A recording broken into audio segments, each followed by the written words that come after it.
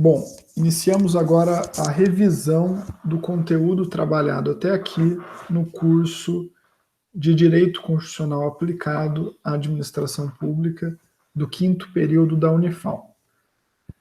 Na primeira aula presencial, a primeira aula nossa do curso, eu ainda estava afastado para concluir meu doutorado, não pude participar, e aí foi aplicado, né, pela colega professora substituta um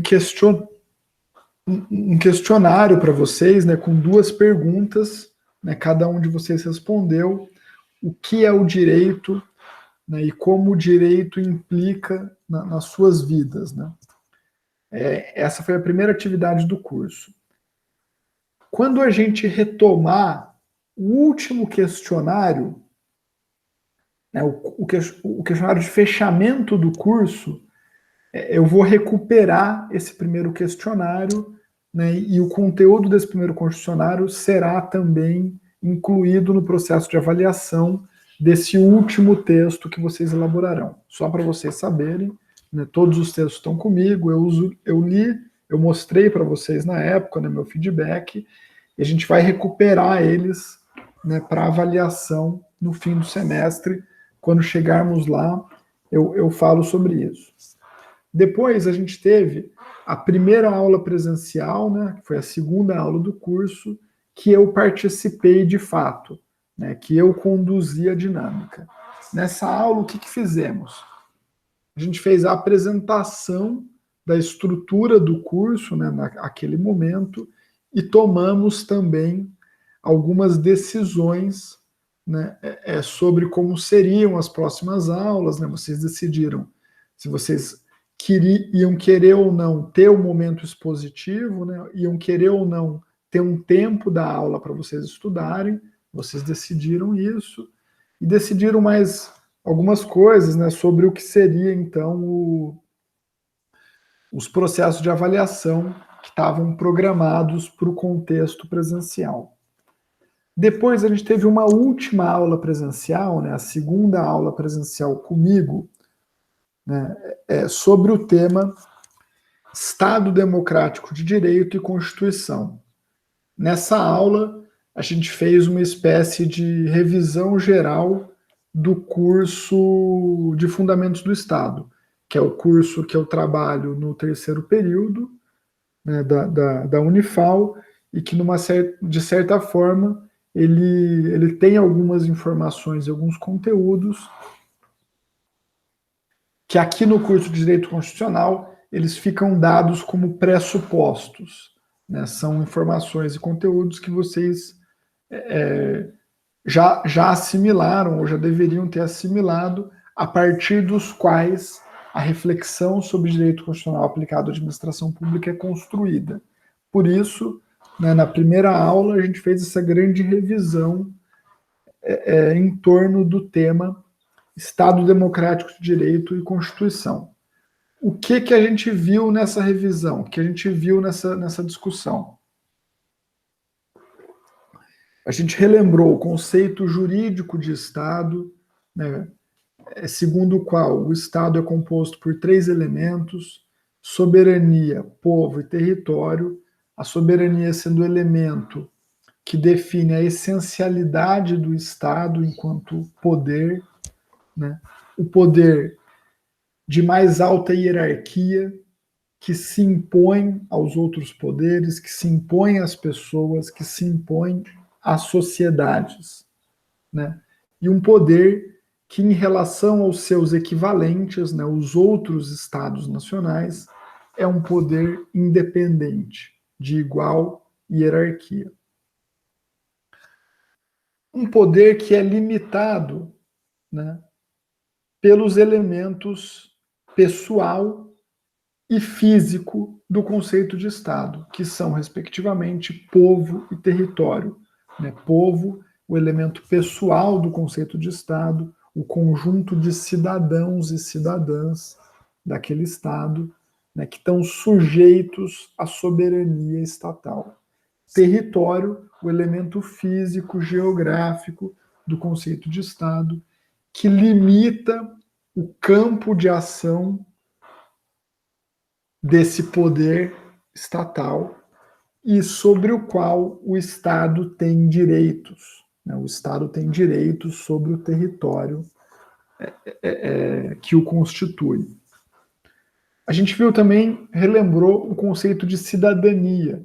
Né? O povo é o conjunto de cidadãos e cidadãs, e a cidadania é esse elo que vincula o povo a um Estado. A gente relembrou que na discussão do Marshall, né, do T.H. Marshall, um cientista político inglês importante no campo das ciências humanas, a cidadania para ele tem 3 dimensões. Né, a dimensão dos direitos civis, que são aqueles direitos que protegem as liberdades individuais, a dimensão dos direitos políticos, que são aqueles direitos que se vinculam à participação das pessoas no governo, e a dimensão dos direitos sociais, que são aqueles direitos que dizem respeito à participação das pessoas nas riquezas socialmente construídas. Então, a cidadania, esse elo que une o povo ao Estado, o conjunto de cidadãos e cidadãs a um Estado nacional, ele tem para o Marshall 3 dimensões.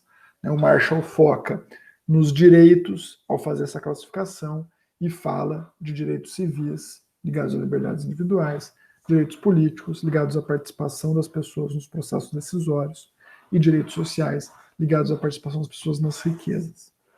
A gente viu também, relembrou o conceito de Constituição. Né? Constituição, do ponto de vista jurídico, é a lei fundamental e suprema de um Estado, a lei de mais alta hierarquia. Constituição é também, do ponto de vista jurídico,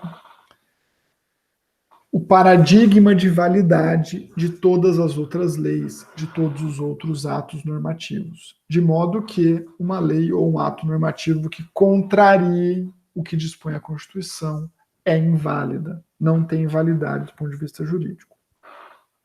Para essa aula, foi demandado que vocês tivessem lido um texto sobre, né, um texto pequeno sobre a história constitucional do Brasil. Né? Vocês leram para essa aula 2 textos, né? Um texto sobre a história constitucional do Brasil, um outro texto sobre teoria geral de Constituição.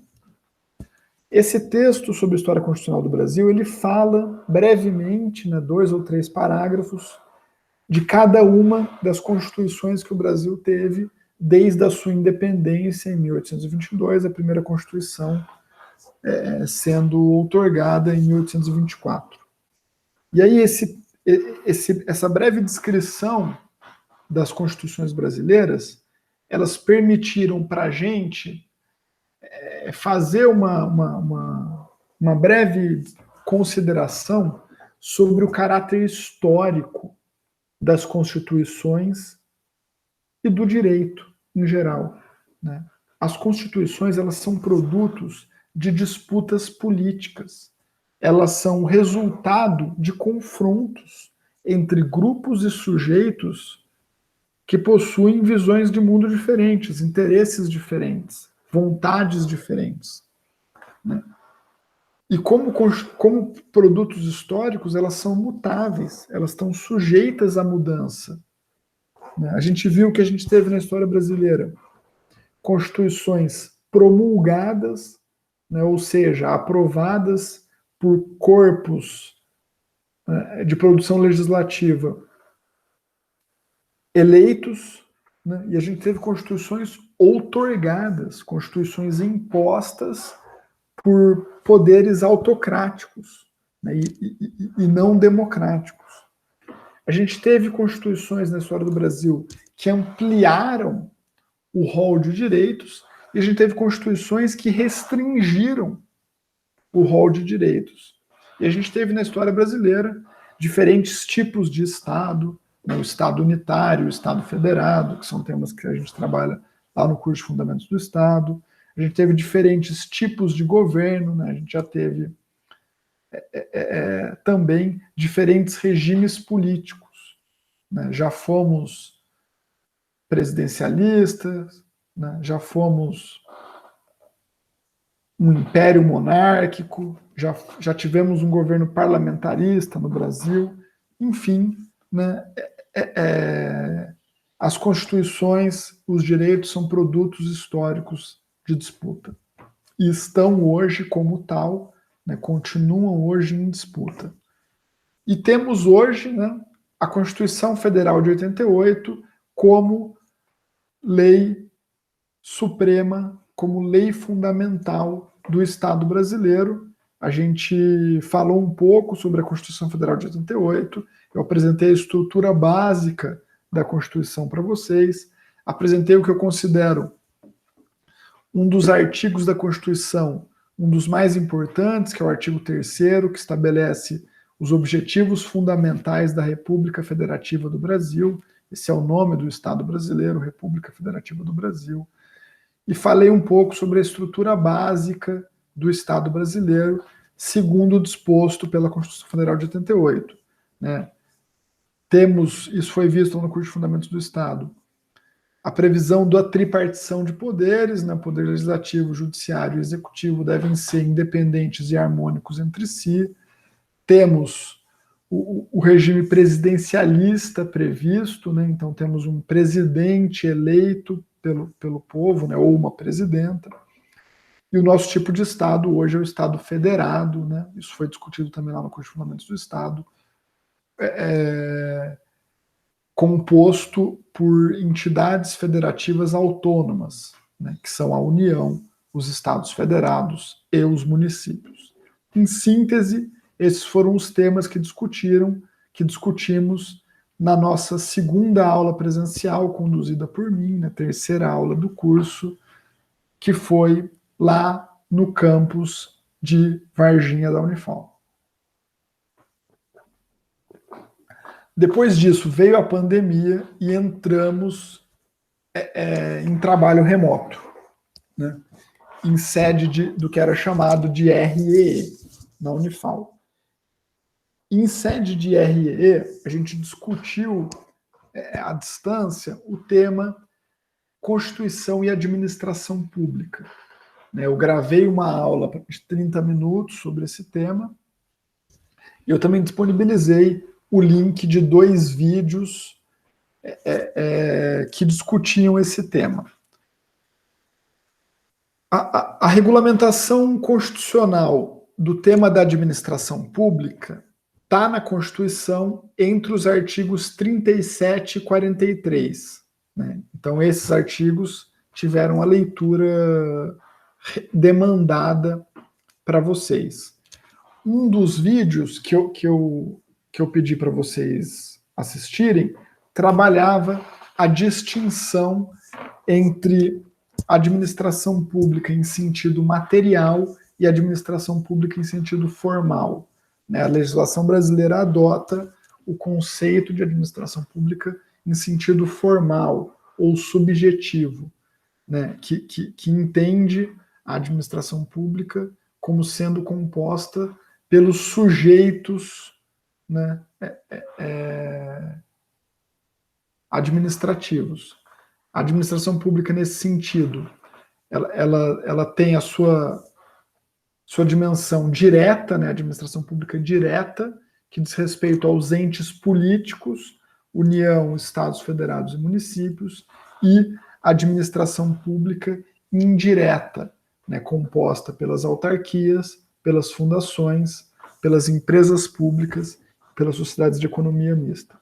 Além disso, num sentido material, o conceito de administração pública está ligado a tipos específicos de atividade, né, que são desempenhadas sujeitas ao regime jurídico administrativo. Que atividades são essas? Serviço público, exercício do poder de polícia, limitação de direitos, entre outras.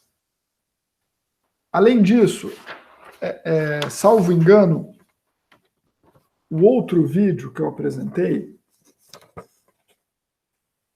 e também o vídeo que eu elaborei, né, falava para vocês dos princípios jurídicos que estruturam a administração pública brasileira, que estruturam o regime jurídico administrativo. Esses princípios jurídicos são de dois tipos: implícitos e explícitos. Os explícitos estão previstos expressamente na Constituição Federal de 88. Eles estão lá no artigo 37. E os implícitos, os juristas, né, extraem ele de todo o sistema normativo previsto na Constituição e na legislação infraconstitucional, ou seja, a legislação que está abaixo da Constituição do ponto de vista da hierarquia normativa.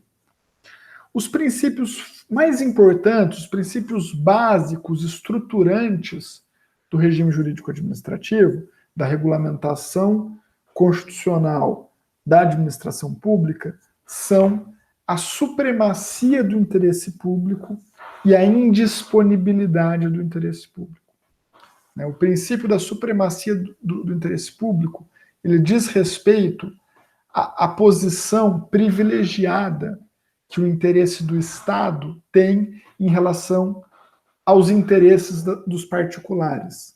Então, havendo conflito entre o interesse público, né, primário, e o interesse de particulares, prevalece o interesse público. É isso que justifica, por exemplo, a desapropriação. Né?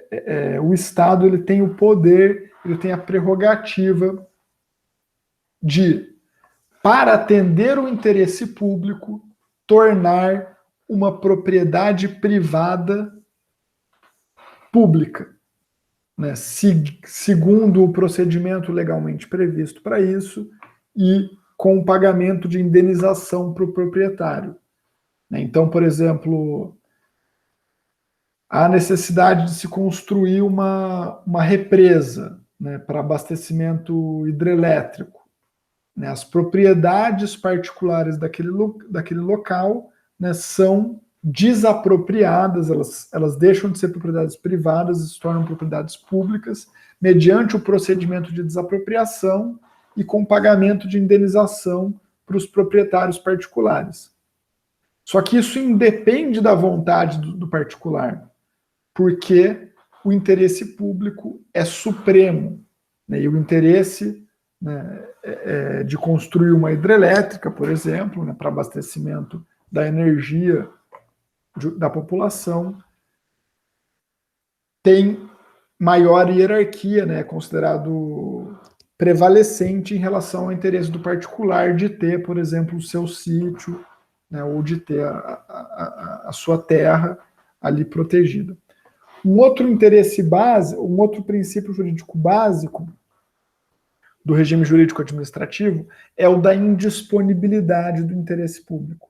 Esse interesse público, que é supremo, ele não está disponível, né? O administrador público, a administradora pública, eles não podem dispor do interesse público, não podem atribuir ao interesse público o conteúdo que eles achem ou que eles acreditem que seja o conteúdo devido. O interesse público ele está disciplinado legalmente, de modo a impedir a livre disposição. Diferente, por exemplo, do que a gente faz com nossos bens particulares, que a gente pode comprar, a gente pode vender, como a gente bem entender, os bens públicos não. A compra e venda de bens públicos, esse foi um outro tema que a gente trabalhou, se dá, em regra, via licitação, via um procedimento administrativo específico que tem por fim realizar aquela compra ou aquela venda. Isso é uma aplicação do princípio da indisponibilidade do interesse público. A pessoa que atua no campo da administração pública, ela está impedida de fazer o que quer, porque ela está sujeita ao regramento normativo que lhe é impositivo, que lhe determina o conteúdo da sua ação, porque o interesse público é indisponível. Além desses princípios básicos implícitos, o artigo 37 da Constituição, ele traz 5 princípios explícitos do regime jurídico administrativo que são essenciais, né, que estruturam a atuação da administração pública no Brasil. São eles: legalidade, impessoalidade, moralidade, publicidade e eficiência. A gente falou um pouco sobre esses cinco princípios. A legalidade, ela guarda, com a atuação da administração pública, uma dupla vinculação. A lei estabelece os limites da atuação administrativa e também a atuação administrativa depende de lei. O administrador, a pessoa que atua, né, no campo público, ela só o faz quando a lei permitir, como a lei permitir e nos limites que a lei impor. Além disso, o princípio da impessoalidade, ele diz respeito à finalidade da ação pública. A ação pública, ela deve se dar em caráter impessoal.